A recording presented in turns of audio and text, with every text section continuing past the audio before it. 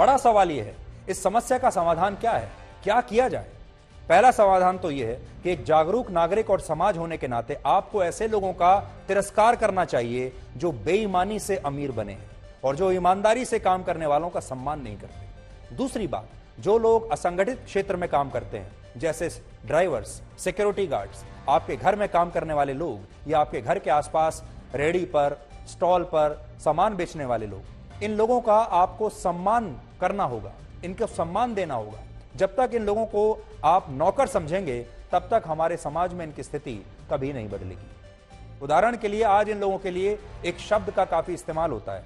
आप देखते होंगे, आप कभी किसी रिक्शा वाले के साथ जाते हैं, ऑटो वाले के साथ जाते हैं, टैक्सी में जाते हैं, या डिलीवरी बॉय कोई आता है या सिक्योरिटी गार्ड आता है, तो आप इन सबको भैया कहकर बुलाते हैं।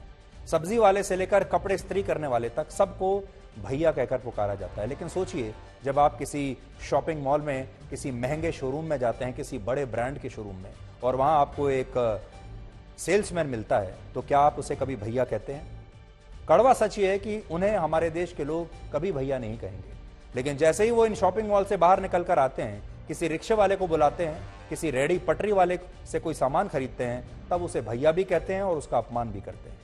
एक और बात, शॉपिंग मॉल में लोग किसी चीज का दाम कम कराने के लिए कभी मोल भाव नहीं करते। आप जब शॉपिंग मॉल में जाते हैं, बड़े बड़े मॉल्स में, बड़े बड़े शोरूम्स में, कभी बार्गेनिंग नहीं करते। लेकिन रेहड़ी से जब आप सामान खरीदते हैं, तो इन्हीं गरीब लोगों से कहते हैं कि भैया तुम ज्यादा पैसा लगा रहे हो, बेईमानी कर रहे हो और पैसा कम करो।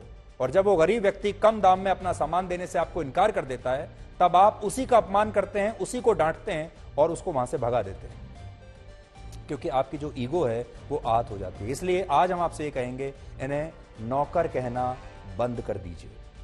इनके नाम हैं, इन्हें भैया कहना बंद कर दीजिए। इनका नाम पूछिए और इन्हें उस नाम से पुकारिए, इन्हें सम्मान के साथ इनसे बात कीजिए और यकीन मानिए ये आपके लिए दिल खोलकर काम करेंगे, आपकी जिंदगी को और आसान बनाने की पूरी कोशिश करेंगे। इस मामले में हमारे देश के लोग चाहें तो कनाडा और अमेरिका जैसे देशों से बहुत कुछ सीख सकते हैं, जहां प्लम्बर्स, ड्राइवर्स या किसी सिक्योरिटी गार्ड को नौकर नहीं माना जाता बल्कि प्रोफेशनल माना जाता है। और ये सभी लोग वहां सम्मानित माने जाते हैं क्योंकि ये प्रोफेशनल्स हैं। और इन देशों में एक डॉक्टर को भी उतनी इज्जत मिलती है जितनी इज्जत एक ट्रक ड्राइवर या एक सिक्योरिटी गार्ड को मिलती है। ये सब प्रोफेशनल्स हैं। हालांकि आज कनाडा और भारत के बीच के इस अंतर को एक और खबर से समझिए। एक तरफ हमारा देश है जहां लोग अपमानित होने के बाद भी इसी तरह खून का घूंट पीकर हर रोज काम करने के लिए मजबूर हैं, क्योंकि मजबूरी है, क्या करें।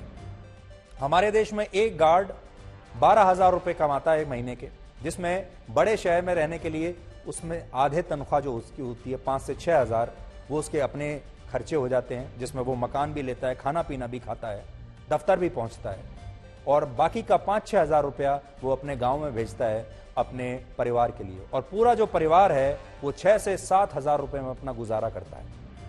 अब देखिए, और फिर भी अपमानित होने के बाद ये व्यक्ति काम करता रहता है क्योंकि और कोई चारा नहीं है, सिर्फ 6-7 हजार रुपए के लिए। दूसरी तरफ कनाडा है जहां लोग न सिर्फ नौकरियां अब छोड़ रहे हैं बल्कि रिटायरमेंट ले रहे हैं।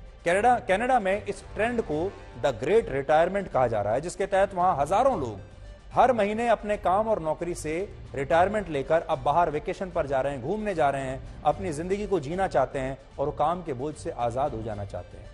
मौजूदा वर्ष में कनाडा में 2,33,000 लोग अब तक रिटायर हो चुके हैं। इनमें भी वो लोग ज्यादा हैं जिनकी उम्र 55 साल या उससे ज्यादा है। अनुमान है कि वर्ष 2023 में कनाडा में 3 लाख से ज्यादा लोग रिटायर हो जाएंगे। और ये अगर आप देखेंगे, आपके स्क्रीन पर जो ग्राफ आ रहा है, 2020, 21, 22 और 23 में सबसे ज्यादा लोग रिटायर होंगे, जिनमें आधे से ज्यादा लोगों की उम्र 55 से 64 साल के बीच होगी। यानी जिस समय हमारे देश में बहुत सारे लोगों को थप्पड़ खाकर, अपमान झेलकर, गालियां खाकर भी काम करना पड़ रहा है, तब कनाडा जैसे देश में लोग अपने जीवन को बेहतर बनाने के लिए रिटायरमेंट ले रहे हैं। और इससे कनाडा में एक बहुत बड़ा संकट पैदा हो गया है, क्योंकि वहां पर काम करने के लिए लोग नहीं है।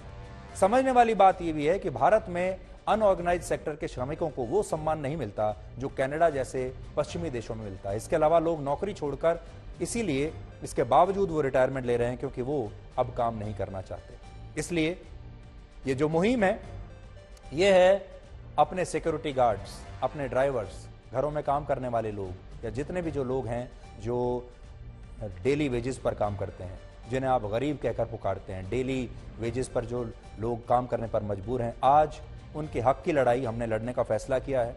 उनका सम्मान हमें वापस लेना है। और अगर आप हमारे साथ हैं तो ये मेरा स्वाभिमान जो हैशटैग है, इस पर आप अपनी राय हमें ट्वीट कर सकते हैं, हमें लिखकर भेज सकते हैं। और आने वाले दिनों में भी अब हम इनके हक की लड़ाई लड़ते रहेंगे और समाज में जागरूकता पैदा करते रहेंगे।